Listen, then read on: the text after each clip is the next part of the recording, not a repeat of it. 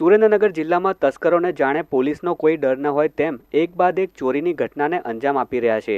તેવામાં લીંબડી શહેરના bus stand road પર આવેલ એસબીઆઈ બેંકના એટીએમમાં થયેલ ચોરીના બનાવથી ચકચાર મચી જવા પામી છે।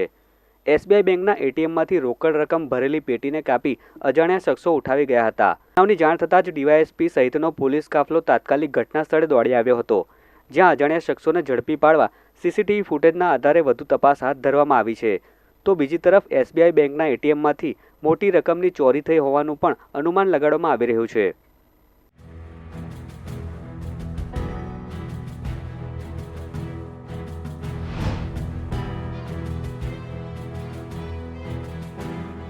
બીજી તરફ સુરેન્દ્રનગર જિલ્લાના ચોટીલાના આણંદપુર રોડ પર આવેલ 8 જેટલી દુકાનો પણ તસ્કરોના નિશાને ચઢી હતી।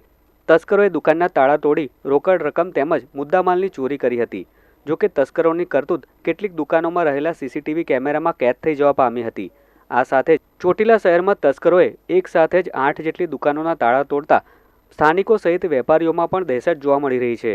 સુરેન્દ્રનગર જિલ્લાના લીંબડી સહિત ચોટીલા પંથકમાં વારંવાર થતી ચોરીના બનાવના ભેદ ન ઉકેલાતા પોલીસની કામગીરી સામે પણ સવાલો ઉઠ્યા છે।